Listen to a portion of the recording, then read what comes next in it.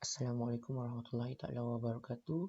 First of all, welcome to MPRD 213 or EPRD 213 for final year projects. So for today, I would like to present to you all about our briefing for the first briefing. Okay, so for this first briefing is what the agenda is about is the reference, assessment, your timeline, your claim and process, and of course the grouping and title. So these are actually our school calendar for 2019 and 2020. So basically your group is under special semester, which is starting from 15 February 2020 and something lah.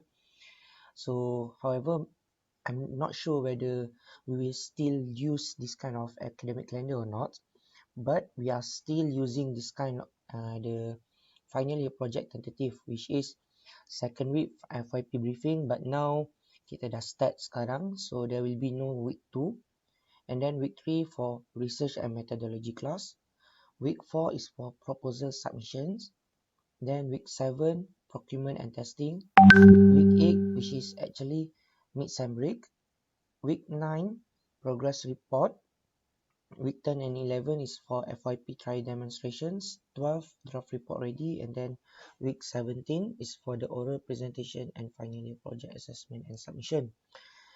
You need to first realize that for next semester, which is semester 3, 1920,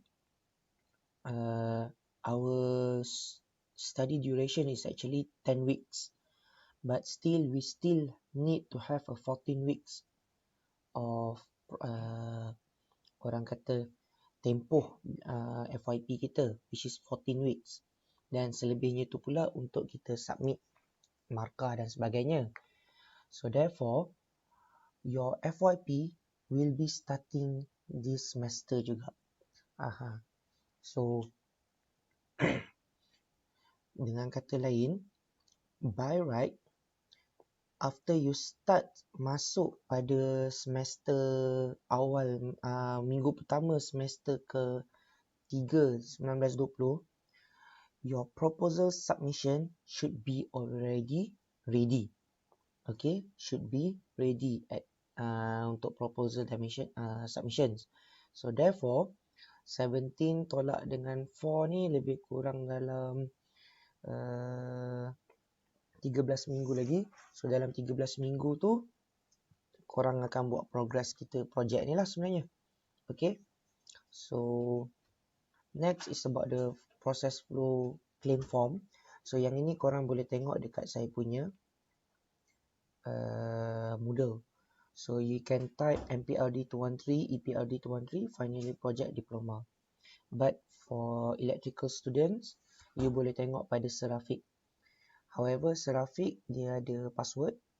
So you guys kena tanya dengan Serafik lah apa password dia. If I'm not mistaken, is Emine, E-M-I-N-E.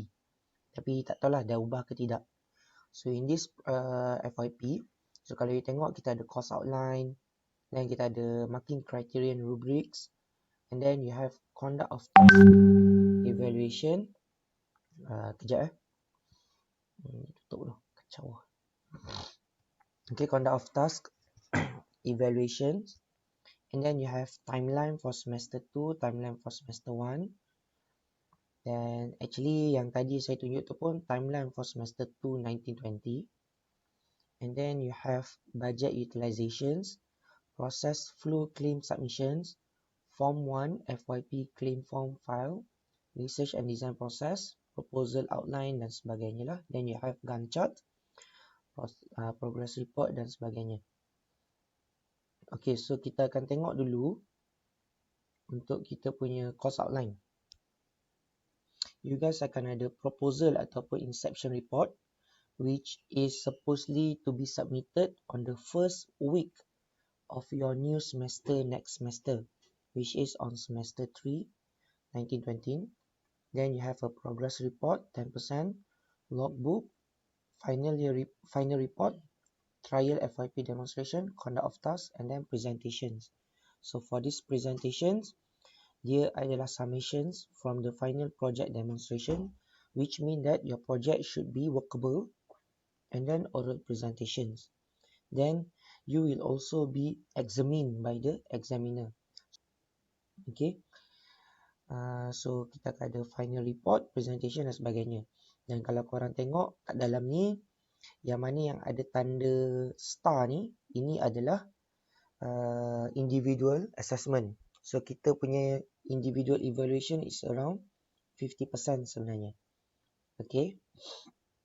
So lecturer untuk progress kita punya subjek ni ada dua je. Saya dan Encik Ahmad Rafiq. Dan Encik Ahmad Rafiq ni under DEE. Dan kita akan pergi kepada proses claim proses. Untuk claiming proses. So claim proses ni dia ada 3 action ataupun 3 individual yang berbeza lah. Action taken by students, action taken by supervisors, and action taken by chief technician. So our chief technician is Encik Hafiz Deraman. Dia punya office is at BL, dekat lab, experiment lab tu dekat tingkat ground floor. Okay. So nanti you boleh pergi sana lah. So what you need to do is, you have to download the form. Students can download the form of MPRD 213 or EPRD 213, Moodle under Sahanif or Serafiq, and all document related needs to be prepared before supervisor sign the approval. Okay, so kalau you tengok kat sini, kita ada College of Foundation and Diploma Studies, tapi yang ni yang lama lah, tak apa, you pakai je. So you have to write your full name, yang sama ada itu, then you have to put your ID number and IC. Okay, your IC, then you have to have your copy of IC attached together, and then you have to put your email address, your name of bank, and your account number. So for this account number, you also needs to attach a certified copy of bank details. Maknanya kalau siapa yang dia ada online banking, so you kena download your punya bank statement lah. Yang pastikan dalam bank statement tu ada bank account numbers. Lepas tu korang kena list description. So yang untuk part list description lah actually yang ramai student sangkut. So you kena, bila you buat proposal tu, you kena tahu apa yang you kena beli dekat dalam tu. So you kena tulis, dan you kena letak quantity, dan you kena letak estimated price. Estimated price ni sebenarnya easy je. Contohnya lah, kalau you perlukan maybe pencil, but you don't know which kind of pencil yang you nak kena beli lagi. So you can go to DIY atau everything else. Contohnya maybe you boleh tengok dekat Lazada ke apa, you tengok harga dia. Harga dia kadang-kadang, contohlah kalau sebiji sebatang pensel tu harga dia RM1. Tapi kalau dekat DIY harga dia RM2. So you ambil harga yang paling mahal, which is RM2 tu. Lepas tu you mark up around 50%, which is around, kalau 50% RM2, so jadi RM3 lah, campur dengan RM1 yang 50% tadi. But not necessarily, bila benda ni dah approve, maknanya dah approve untuk you beli pensel harga RM3, you should buy pensel harga RM3. Not necessarily sebenarnya. Kalau you jumpa pensel yang lebih murah dan lebih mudah untuk dapat, contohnya kalau kat DIY tadi RM2, Lazada RM1, tapi nak tunggu Lazada mungkin 5-6 bulan. So tak itu purpose dia walaupun RM1 kan. Sekali tiba-tiba you pergi kat kedai